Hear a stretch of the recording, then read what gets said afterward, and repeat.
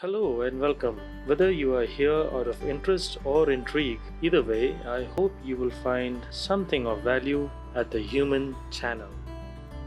Before we begin, I'd like to thank the weekend photographer at shishirratanart.com for enhancing this episode with some interesting visuals. Need a photographer, original abstract art on canvas, or want to read a blog? Head over to shishirratanart.com.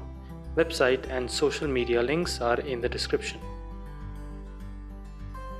Today's topic is about you yourself, and we are gonna talk about the 100%.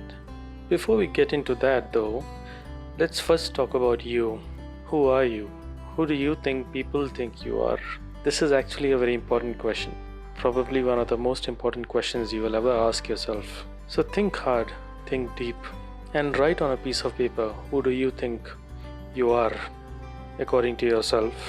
Who do you think you are according to a third person who does not know you at all? Then write about who do you think you are according to the person who you think might hate you the most, even if such a person does exist. If not, then wow, good. And lastly, write about who do you think you are according to the person who loves you the most. Now, let's talk about the 100%. What does that mean? How do I apply that in my life? And how I feel you can apply that to your life as well. The 100% is nothing but yourself, your own self. You can control yourself to 100% if you wanted to. That's what free will is all about. You wanna smoke that cigarette? You wanna have that extra peg? You wanna procrastinate at work? You can if you wanted to, but you also can avoid that also if you wanted to. That is the 100%. The choice is yours. It's in your hands to take that call. It might seem difficult, but really it is not that difficult, provided you know what you're doing and why you're doing it and why you should or should not be doing. It is true that you can be influenced by your own thoughts, by suggestions of other people. Yes, it is possible, but it is also possible to act in reverse of it. If someone tells you, go ahead, have the ice cream, you'll be healthy. Well, that's a suggestion. Whether you want to take it or not is up to you. And it depends on many things. Whether you have the right knowledge or not also plays a factor into that. But for the purpose of this podcast, let's all assume that we are talking about people who have plain old common sense and they know what's good for them. For example, if I say go ahead and start smoking, you will be fine, nothing ever happens to you. Or anyone who smokes, well, obviously you know that's wrong, right? So let's assume that we are all rational thinking people. Now, what is the 100%? In my book, the 100% is one's own free will. Now, what makes that 100% powerful in the negative or positive way is all about how you submit to that free will. If you understand what's good for you and what's bad for you, what you should and should not be doing in your daily life, and how you can be a better person or a healthy person. The same applies when we deal with people. Think of all the biases that we have to deal with every second of our waking lives.